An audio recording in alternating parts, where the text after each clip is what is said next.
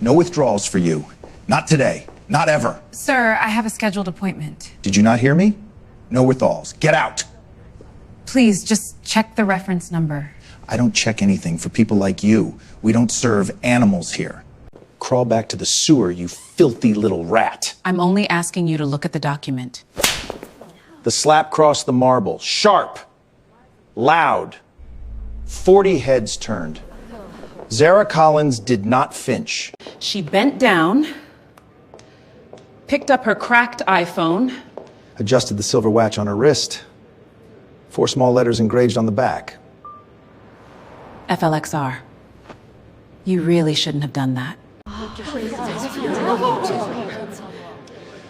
Grant Holloway had no idea who he just slapped. By tonight, his name would be on every screen in America. 6 hours earlier, the city was still dark. Zara Collins stood barefoot on the cold hardwood of her Brooklyn brownstone. The kettle hissed on the stove. Steam climbed toward a low pendant lamp. She poured hot water into a chipped UCLA mug.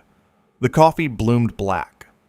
The smell of dark roast filled the kitchen. She wore the same hoodie she would wear later that morning. UCLA Math, class of 2009. The cuffs were frayed. There was a small ink stain near the left wrist. She had owned this hoodie for 15 years. She had never thrown it away. On the marble counter, 3 things sat side by side. A tablet glowing with 3 Wall Street briefings. A leather folio embossed with 4 small letters.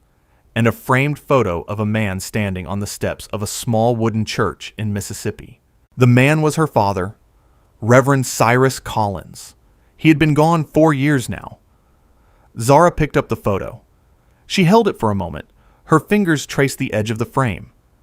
"Money is loud enough on its own, baby girl," he used to say. "You don't need to be."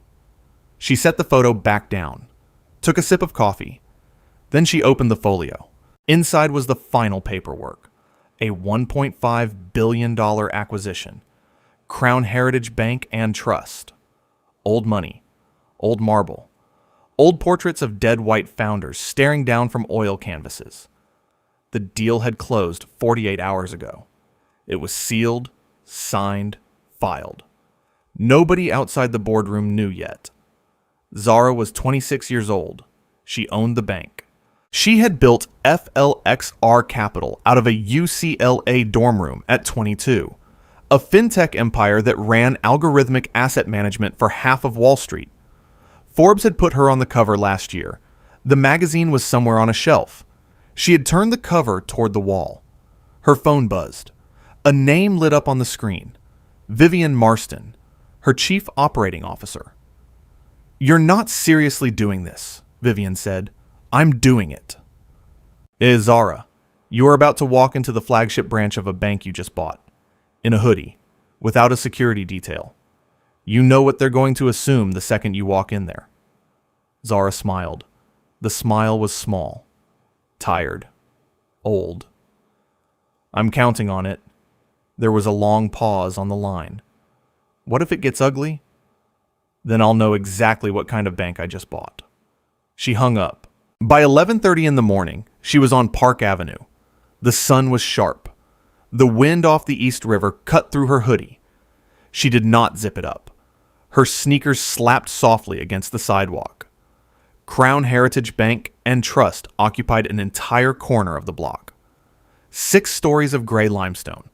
A revolving brass door. A small bronze plaque by the entrance that read, "Members since 1908.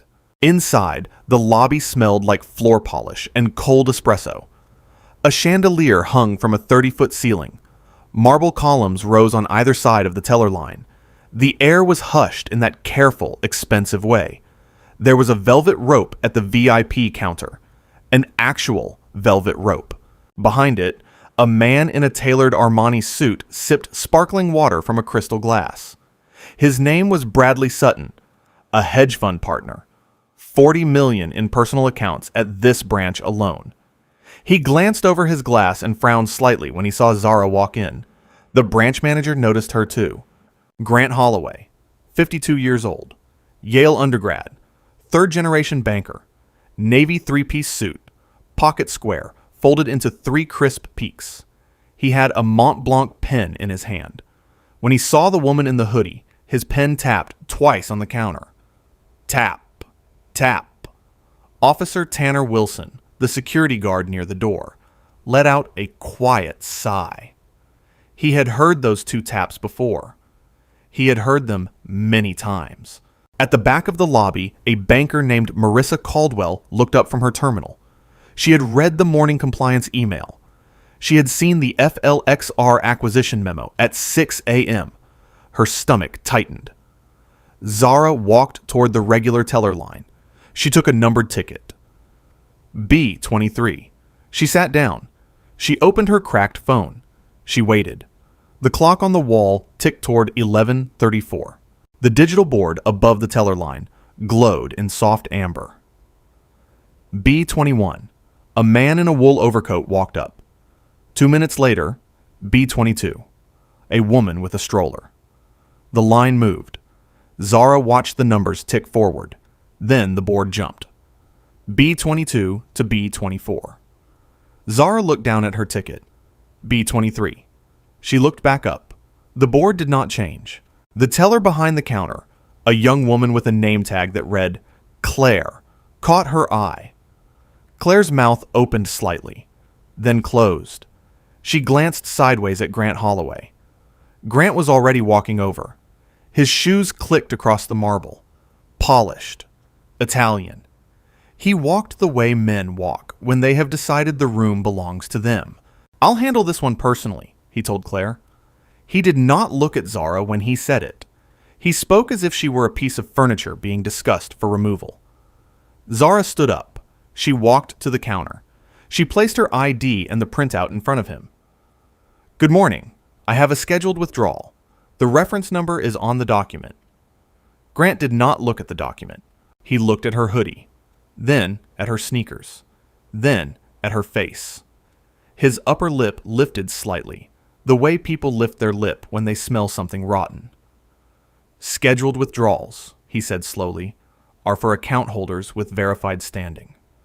I think you might be at the wrong branch, sweetheart. I'm at the right branch. Are you sure? Because the check cashing place is 2 blocks down. Most of your kind go there." A small laugh from somewhere in the lobby. Bradley Sutton, behind the velvet rope, smirked into his Pellegrino. Zara did not raise her voice. She tapped the printout with one finger. "The reference is right here. It will only take a moment to verify." Grant exhaled through his nose. He picked up the paper as if it were contaminated. He glanced at it for less than a second. Then he set it back down. "I'm going to need 3 forms of identification. Government ID, a utility bill, and a recent tax return. That's not Crown Heritage policy. It is today." She reached into her tote and pulled out her driver's license, her passport, and her bank card. 3 forms of identification, none of them utility bills or tax returns. She placed them gently on the counter. Grant looked down at the license. His jaw worked. "I'll need to run this through fraud verification. Wait here." He took her ID. He walked away. He did not come back for 11 minutes.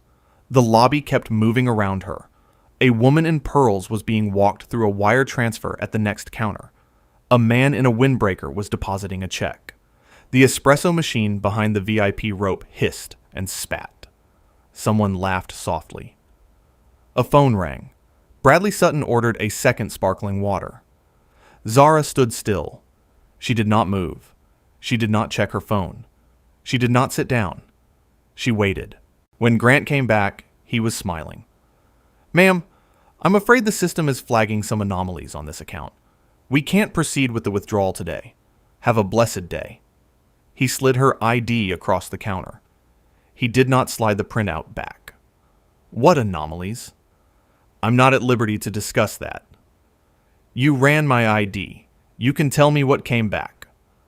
"Ma'am, I really must ask you to step aside. There are paying customers waiting." He turned his head deliberately toward Bradley and the velvet rope. He shrugged. He raised his eyebrows in a way that said, "Can you believe what walks in here?"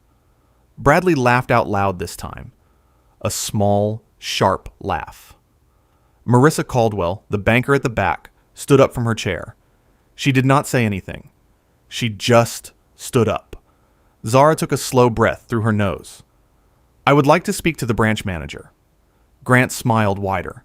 He spread his hands. You're looking at him. Then, I would like the contact information for the regional vice president. I'm afraid that information isn't given out to walk-ins. I'm not a walk-in. I have an appointment. You had an appointment until the system flagged you. He turned his head again, this time toward the security guard near the door. Officer Tanner Wilson. Grant lifted 2 fingers slightly and tilted them. Tanner, could you escort the lady to the door? I think she's a little confused about which branch she's at. Tanner did not move right away. Sir, has she done anything? Tanner, now. Tanner started walking, slowly. Zara reached into her hoodie pocket. She pulled out her phone. The screen was cracked. She tapped it once and held it up. She started recording. Grant's whole face changed. Are you recording me? In a federally regulated financial institution?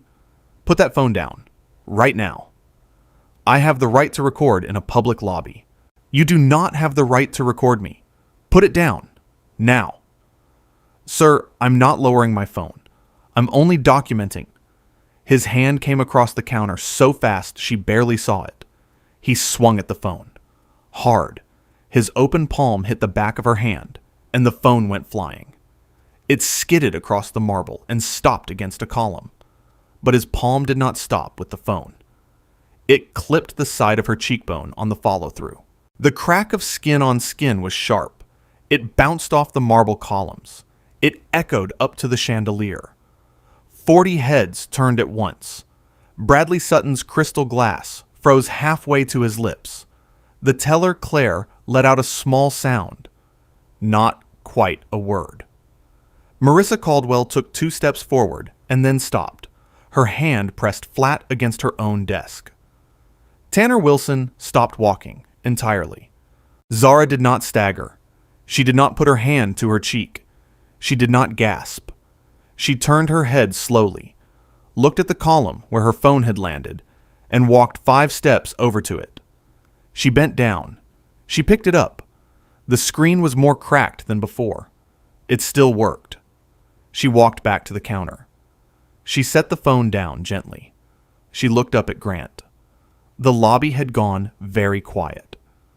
Grant cleared his throat. He addressed the room. Folks, I apologize for the disruption. We pride ourselves on a certain caliber of service here at Crown Heritage. 2 people laughed. 3 people looked at the floor. One older woman behind Zara whispered, "Oh my God." Grant turned back to Zara. The smirk was already creeping back onto his face. That, he said, was a misunderstanding. You moved your face into my hand. Zara studied him. She did not blink. Sir, she said quietly, I am going to give you exactly 1 chance to walk this back. 1. Grant laughed. He actually laughed. A short, hard bark. Or what, sweetheart? You'll write me a Yelp review? File a complaint? Maybe call the news? Let me save you some time. The last 6 customers who tried that ended up with their accounts frozen and their complaints buried so deep they never saw daylight. He leaned forward across the counter. His voice dropped lower. I am the manager of the flagship branch of Crown Heritage Bank. I have been here for 19 years. I know every regional VP by their first name. I had drinks with the chairman last Thursday. You are a hoodie. You are sneakers. You are nothing. So take your 3 forms of ID and your imaginary appointment, and get out of my lobby before I have you arrested for trespassing. Zara nodded slowly, almost sadly, as if she had been hoping, somewhere deep down, that he would have backed off. Okay, she said softly. Okay.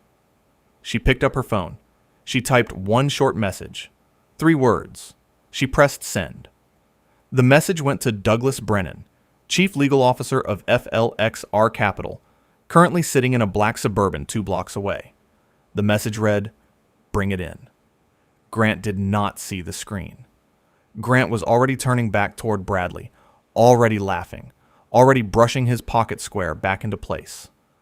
Outside on Park Avenue, 2 black Suburbans pulled away from the curb. The clock on the lobby wall ticked to 11:46.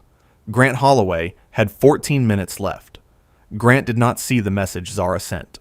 He saw her tuck the phone back into her pocket. He took it as surrender. He smiled. He turned to Tanner. "Search her bag."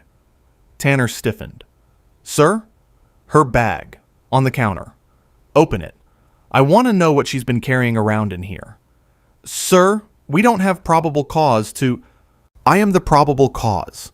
I am the manager of this branch, and I am telling you to search the bag of a customer who just assaulted bank property. Do it now." Zara did not protest. She set her tote on the counter herself. She unzipped it. She stepped back. Tanner looked at her. He looked at Grant. He looked at the bag. His jaw tightened. Slowly, carefully, he reached inside. He pulled out a moleskin notebook, a tube of chapstick, a packet of tissues, a small bottle of hand sanitizer. He set each item gently on the marble. Then his hand stopped. He had felt something else, something stiff, leather. He pulled it out slowly, a thin folio, black leather. Embossed in silver on the cover were 4 letters, FLXR. Tanner stared at it. His face changed. Not dramatically, just a small flicker behind his eyes. He had read the morning email. He had seen those 4 letters at the top of the compliance memo. He set the folio down on the counter, very, very carefully, as if it were made of glass. Grant grabbed it without looking. He flipped it open. "Cute," he said. "Did you make this in a Kinko's? You know they sell these at Office Depot for $6. Inside the folio was a single sheet of paper. Heavy stock, a header in silver. Grant's eyes scanned it for half a second. He did not actually read it. He flipped it shut. He tossed the folio back onto the pile. "Office Depot," he repeated to Bradley. "I'm telling you, the things people print at home now." Bradley laughed. The laugh was thinner this time. He glanced at the door. Grant snapped his fingers at Tanner. "2 more guards. I want her walked out. If she resists, we file a 911 for trespass and assault. Move." Tanner did not move. Grant looked at him sharply. "Did you hear me?" "Sir, Sir, nothing. Walk her out." That was when Marissa Caldwell stepped forward. She walked out from behind her desk at the back of the lobby. She was 34 years old, 10 years at Crown Heritage, never raised her voice in this building once. She stopped 6 feet from the counter. "Grant, stay in your lane, Marissa." "Grant, stop." He turned his whole body toward her. His face was tight. "I said stay in your lane. Go back to your desk. Right now. Grant, you need to listen to me. The morning compliance email. Did you read it?" "I read every email that comes through this branch." "You did not read this one." "Marissa, sit down." She did not sit down, but she also did not say what she wanted to say. She could not. Crown Heritage had a confidentiality clause in every employee contract. The acquisition was sealed until noon. She could lose her job for tipping him off. She knew it. He knew it. He used it. He smiled at her slowly and turned back to Zara. He leaned across the counter. He grabbed the front of Zara's hoodie. His fingers closed around the fabric. He pulled. "You are going to walk out of my lobby quietly, or you are going to leave in handcuffs. Pick one." Zara looked down at his hand on her hoodie. She looked back up at his face. Then, calmly, she reached up and removed his fingers one by one. Pinky, ring, middle, index, thumb. She set his hand back on the counter. "Your lobby?" she said softly. The smallest smile. "Is that what you said?" Bradley Sutton, in his Armani suit behind the velvet rope, decided to weigh in. He set down his Pellegrino. He spoke loud enough for the lobby to hear. "Listen, sweetheart. Take the L on this one. Not every fight is your fight. Zara turned her head slowly toward him. The movement was deliberate. The kind of slow that makes a man straighten his spine without knowing why. "Mr. Sutton, isn't it?" Bradley's smirk faltered just slightly. "Excuse me? Bradley Sutton. Sutton Bridge Capital. Your firm submitted a $48 million credit line application to Crown Heritage on Monday. You're hoping to close it by Friday." Bradley's mouth opened, then closed, then opened again. How would you know that?" "Because I read every credit application that came through this institution this week," Zara said quietly, "including yours, and we are absolutely going to talk later." The lobby went very still. Grant glanced at Bradley. He laughed. The laugh was forced. "Don't listen to her, Bradley. She's clearly unwell. Some kind of con artist. Probably a viral scam. Film yourself in a bank. Get yelled at. Post it on the internet for sympathy money. We see it every month." He addressed the lobby again. His voice was getting louder, less controlled. "Folks, this is exactly the kind of person we protect you from. Crown Heritage has been keeping clientele like this out of clientele like yours for over 100 years. That is what you pay us for." 3 people clapped.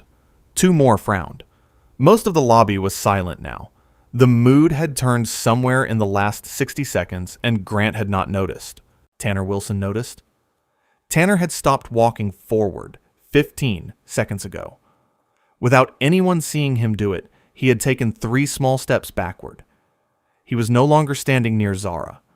He was now standing near Grant. Zara checked her watch. The silver one. The one with the 4 engraved letters. "Sir," she said, "I am going to give you 60 seconds. In 60 seconds, you are going to apologize publicly to me, to Ms. Caldwell, and to Officer Wilson. You are going to call your regional vice president. And you are going to read me the names of the last 6 customers whose accounts you froze." Grant laughed. "Or what?" "Or the choice is no longer yours." He held up his hands, mock counting. He folded one finger down at a time, slowly, theatrically. 5 fingers. Then he started on the other hand. Bradley laughed. A teller looked away. 60 seconds is a long time in a marble lobby. The clock on the wall ticked. The espresso machine sighed. Somewhere a copier hummed. A child outside on the sidewalk laughed, and then was gone. Zara did not look at Grant during the 60 seconds. She looked at the front door. At second 58, her phone vibrated softly in her pocket. She did not even pull it out to check it. She knew what it said. At second 60, the brass revolving door spun. 2 men walked into the lobby. The first was tall, 6'3", charcoal suit, ivory pocket square folded flat, not in 3 peaks. He carried a thin black tablet under his arm. His name was Douglas Brennan, Chief Legal Officer of FLXR Capital, 15 years at the SEC before that, and the most quietly terrifying man in any room he walked into. The second was shorter, wider. He carried a sealed black portfolio bound with a wax FLXR seal across the spine. A wax seal. Like something from another century. They did not stop at the security desk. They did not check in. They did not show ID. They walked across the lobby, and they walked toward the counter where Zara was standing. Grant turned. He saw them. He smiled the kind of smile a manager smiles when men in good suits walk into his branch. "Gentlemen, welcome to Crown Heritage. Are we here for an account opening today, or..." Brennan did not stop walking. He walked past Grant entirely. He stopped 3 feet from Zara and inclined his head slightly. "Dr. Collins, my apologies for the delay. Traffic was unforgiving on Park." The smile on Grant Holloway's face did not move. It did not fall. It froze, as if someone had pressed pause on his entire face. "Doctor," he said. The word came out small. "Doctor, who?" Brennan turned his head and looked at Grant for the first time. He did not blink. He did not raise his voice. He just looked at him the way a hawk looks at something small in the grass. Dr. Zara Collins, he said, founder and chief executive officer of FLXR Capital. As of 48 hours ago, the controlling majority shareholder of Crown Heritage Bank and Trust, including this branch, including you. Grant Holloway's face did something then that his face had never done in 19 years of banking. It went perfectly white. Behind him, the digital screens above every teller window, 12 of them, flickered all at once. The screens flickered, all 12 at once. For 3 full seconds, every monitor in the lobby went black. The ATMs by the entrance, the rate boards above the teller line, the lobby televisions playing CNBC on mute, the little screen behind Bradley's velvet rope, all of them, black. Then, slowly, they came back on. The Crown Heritage logo dissolved pixel by pixel. In its place, a new image bloomed across every screen at once. A black background, a silver crown. Beneath it, in clean white letters, Crown Heritage Bank and Trust owned by FLXR Capital under new ownership. Effective immediately. A small gasp moved through the lobby. The older woman behind Zara whispered, "Oh my God!"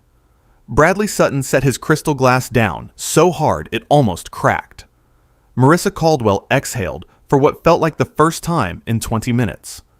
Grant Holloway stared at the nearest screen. His mouth was open.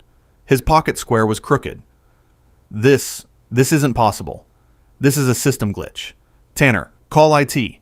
Call them right now. Tanner did not move.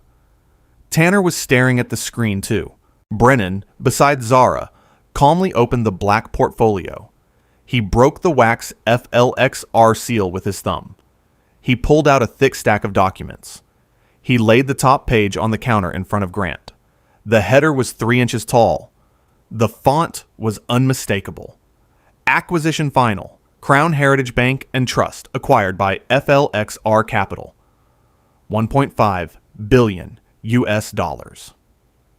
Effective 48 hours prior. Grant's eyes moved across the page. They moved fast. Then they moved slow. Then they stopped. He turned the page with a shaking hand. A second sheet. A personnel transition list. Names of every senior employee at every Crown Heritage branch.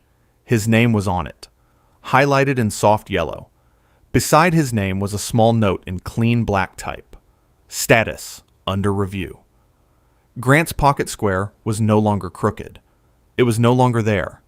He had pulled it out of his jacket without knowing it. He was using it to wipe his forehead.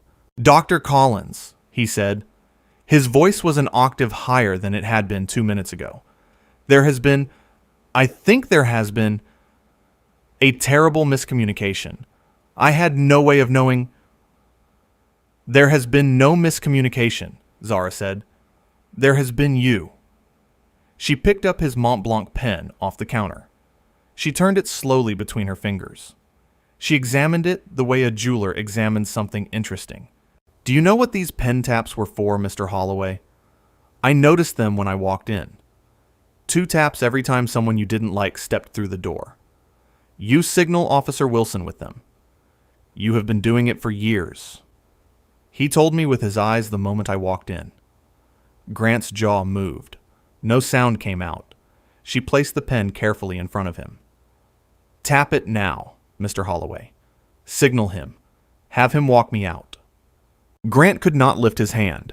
The pen sat between them on the marble. Bradley Sutton, very quietly, slid off his VIP stool. He took 2 steps toward the door.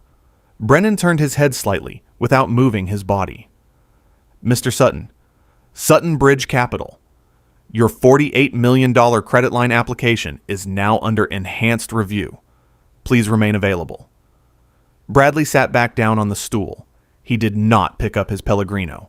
Marissa Caldwell walked over to Zara. She moved like someone walking up to a teacher she had disappointed. Her shoulders were small. "Dr. Collins, I am so sorry. I should have spoken up sooner. I knew.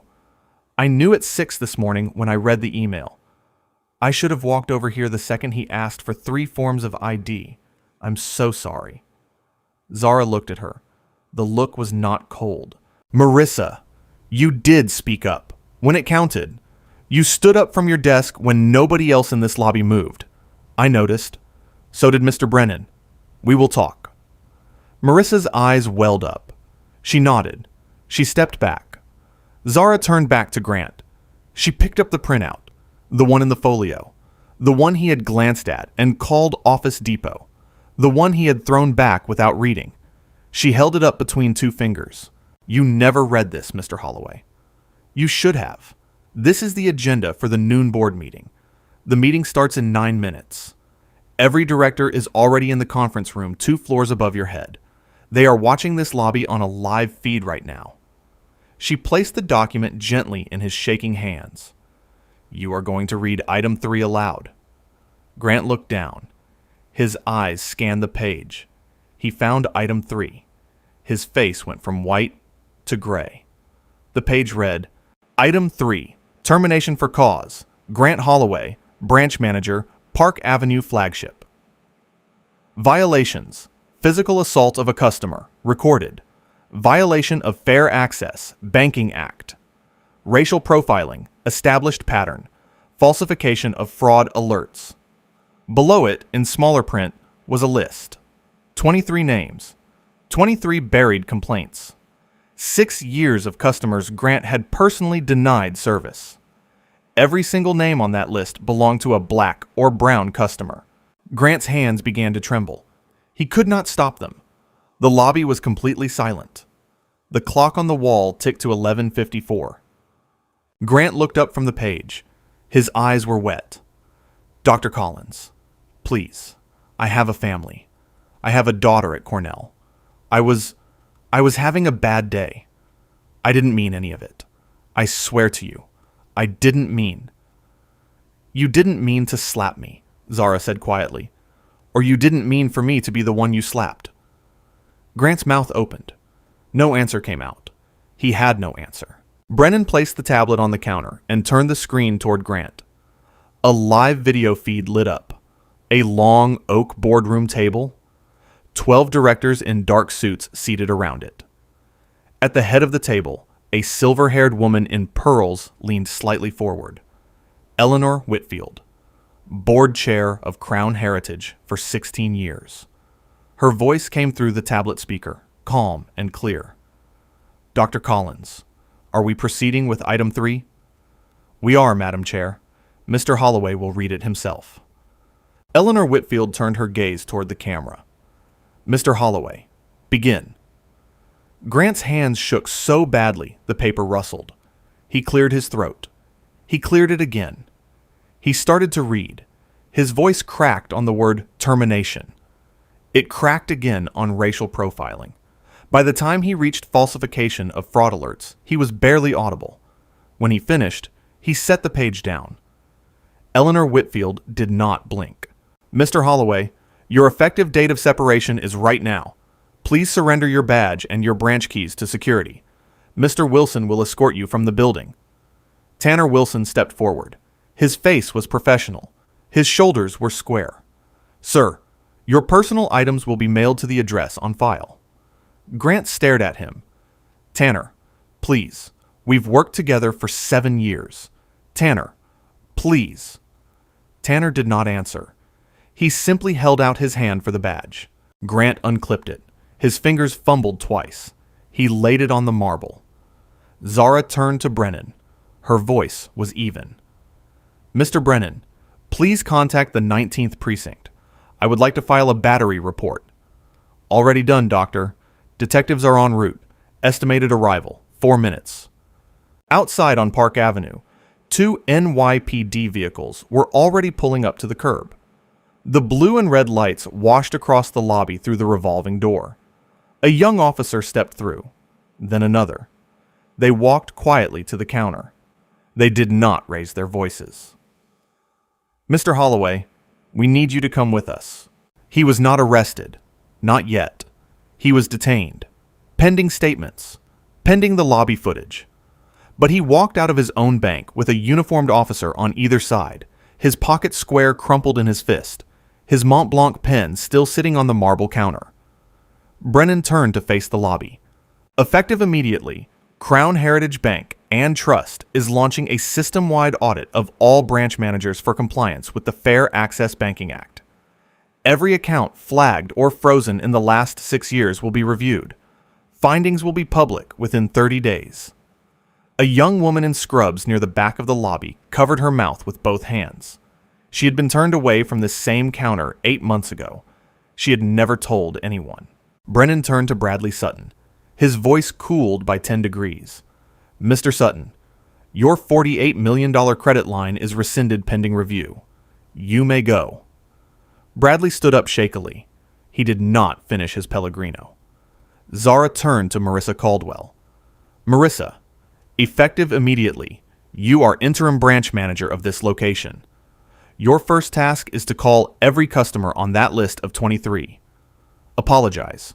Restore their accounts. Ask them what they need. Marissa nodded. She was crying quietly. She did not wipe her face. Zara walked slowly to the center of the lobby. She did not raise her voice. She did not need to. The room was already silent. This bank was built on the idea that some people belong inside and some people don't. That ends today.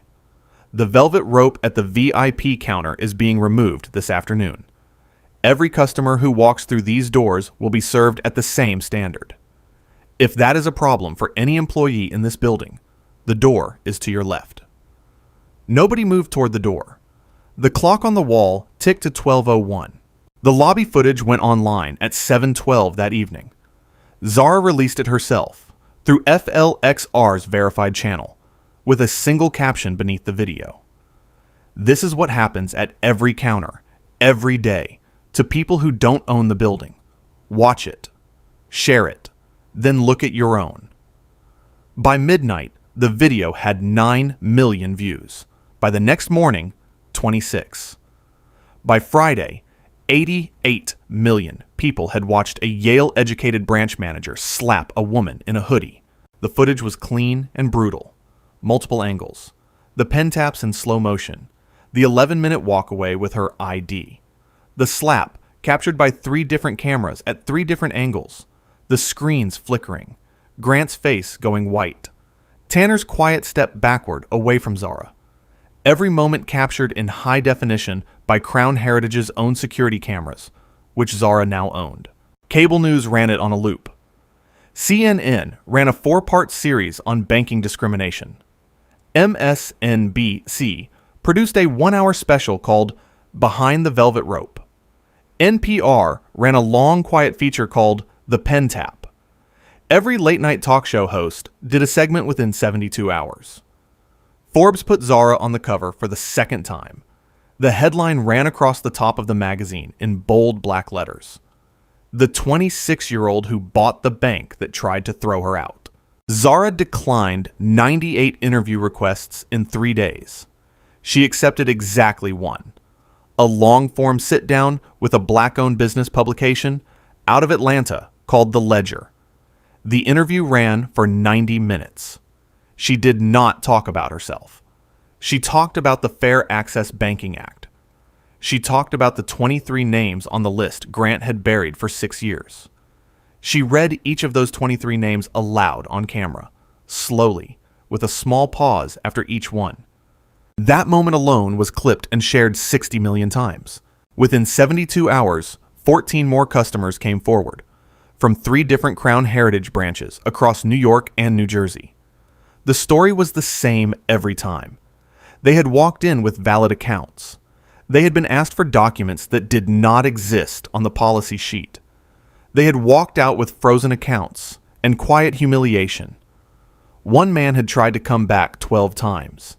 He had given up after the 8th visit. 6 of them filed a federal class action lawsuit against Crown Heritage Bank and Trust under federal civil rights law. Zara, as majority owner, did not fight the lawsuit. She sat down with her general counsel the morning the suit was filed. She gave them 3 instructions in 3 sentences. Settle. Generously. Publicly. No NDAs. No sealed records. No quiet payouts. Then change the policies that made these settlements necessary. The total settlement came to $26 million. Every cent paid out within 90 days. Every name made public, with each plaintiff's permission. Every internal memo about clientele matching unsealed and posted to the Crown Heritage website in a searchable archive. A new ombudsman office was created at the executive level, reporting directly to Zara with the authority to suspend any branch manager in any branch within 24 hours of a credible complaint. Then came the criminal trial. Grant Holloway was indicted on 3 federal counts. Misdemeanor battery for the slap, captured on lobby footage from 4 different angles. Federal civil rights violations under Title 18, Section 242. Deprivation of rights under color of authority, applicable because Crown Heritage held federal banking charters. And falsification of bank records for the fake fraud flags he had placed on 23 customer accounts over 6 years. The trial was held in federal court before Judge Harriet Sterling. The lobby footage was played on a courtroom monitor on the second day of trial. The audio of the slap came through the courtroom speakers, sharp and loud, the way it had echoed off the marble columns months earlier. 2 jurors visibly winced. One older juror, a retired teacher in the front row, closed her eyes for a long moment and did not open them right away. Marissa Caldwell took the stand on the 3rd day. She testified about the morning email she had read at 6 a.m. She testified about the moment she stood up from her desk. She testified that she had wanted to speak louder, sooner, and had not. She testified through tears that she would carry that silence with her for the rest of her career. Officer Tanner Wilson took the stand next. His testimony was the quietest of the trial. It was also the most devastating. He tapped his pen twice every time a customer of color walked into the lobby. Twice, like clockwork. I saw it for 6 years. I told myself it wasn't my place. I told myself I was just security. I am sorry I did not say something sooner. I will be sorry for that for the rest of my life. Then Zara took the stand. The defense attorney, a tall man in a navy suit, asked her one final question. Dr. Collins, did the defendant know who you were when he struck you? She paused before answering. She looked directly at the jury. She spoke slowly. No, he did not know. And that is exactly why this case matters. He did not slap me because of who I am. He slapped me because of who he thought I was. The crime is what he was willing to do to her. The jury came back in 3 hours.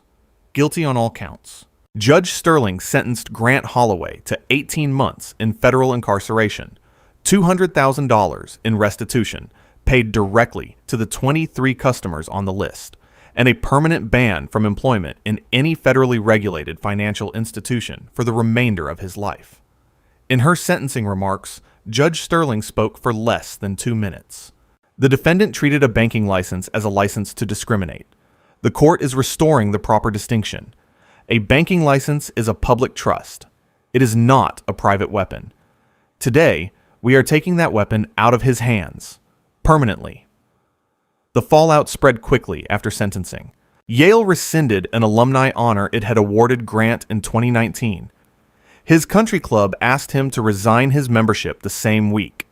His daughter, a junior at Cornell, dropped his last name from her social media accounts and never gave a public statement about it. His wife filed for divorce within 30 days. The 4-bedroom house in Greenwich was sold at auction by spring. Bradley Sutton lost 2 existing portfolio company contracts within 10 days of the lobby footage going viral.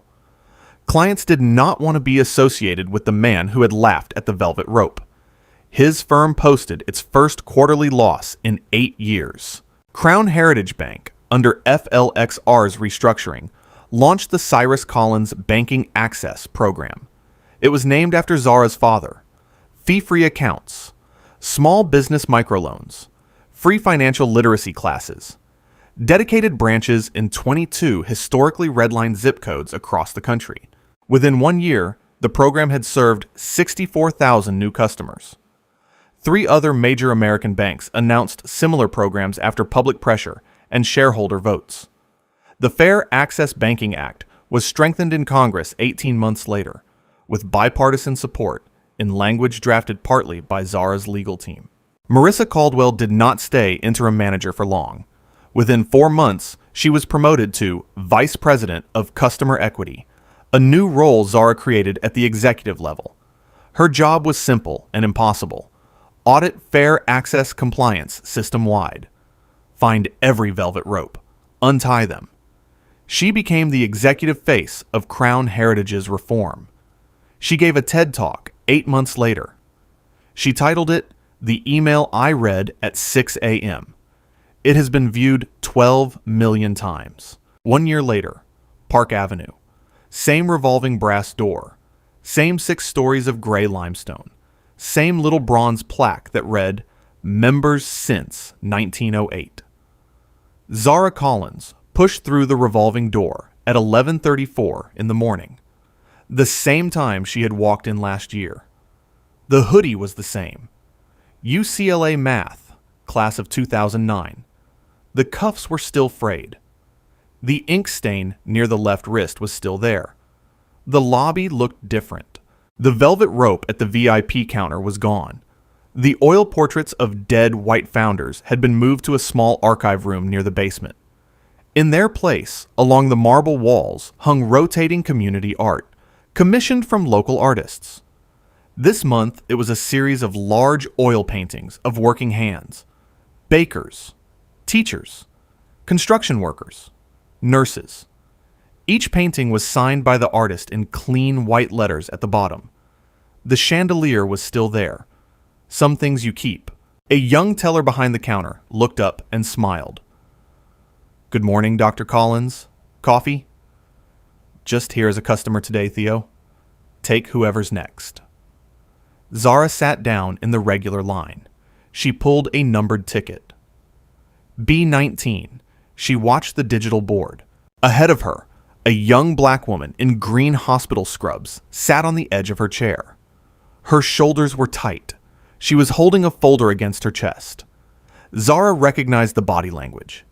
The way you sit when you have already been told no in a building like this once before, and you are trying to be brave enough to walk back in. The teller called her number. The young woman stood up. She walked to the counter. The teller smiled at her warmly. "Good morning. How can I help you today?" I'm trying to open a small business account. I'm a nurse. I started a side practice doing home visits for elderly patients." "That's wonderful. Let me walk you through it. Take your time. There is no rush." The teller pulled out 3 forms. He explained each one slowly. He asked the young woman about her practice. He asked what her patients needed. He told her about the Cyrus Collins banking access program and that her account would qualify for a fee-free starter package. The young woman's shoulders dropped half an inch, then a full inch. By the time she signed her first form, she was almost smiling. Zara watched all of this from the regular line. Her eyes were a little wet. She did not wipe them. She pulled out her phone. She typed one word to Marissa Caldwell. "Working." A reply came back in 20 seconds. "Working." That afternoon, Zara flew to Mississippi. The little wooden church was still standing. The paint was peeling. Someone had planted new flowers along the path. Her father's grave was at the back of the cemetery, under a pecan tree. The headstone read, "Reverend Cyrus Collins." Below his name, in smaller letters, a verse he used to preach almost every Sunday. Zara knelt. She pulled a folded document from her hoodie pocket. The official charter of the Banking Access Program, signed and stamped. She placed it gently on the headstone. She held it down with a small, smooth stone. She sat with him for a while. She did not cry. She talked. "You were right, Daddy. Money's loud enough on its own. I just had to stand still long enough to let it talk." The wind moved through the pecan tree. A few leaves fell. Somewhere a dog barked. She stayed until the sun got low. Grant Holloway served 14 months of his 18-month sentence. After release, he took a stock clerk job at a hardware store in upstate New York. He has not given an interview. He has not apologized publicly to Zara. Zara has not asked him to. Officer Tanner Wilson is now Director of Security Training at Crown Heritage. He redesigned every protocol from the ground up. No guard at any branch is ever again ordered to escort a customer out without legal cause. Tanner trains every new hire personally. Drop a comment below. Have you ever been judged the second you walked into a room? What did you do? What do you wish you had done? If this story moved you, smash that like button. It tells the algorithm to put stories like this in front of more people who need to see them. Subscribe for more stories about the moment the powerful realize they picked the wrong person to underestimate. Zara didn't win because she was rich. She won because she was patient enough to let a man with power show the world exactly who he was, and prepared enough to hold him accountable when he did. Power without character is just a uniform, and uniforms come off.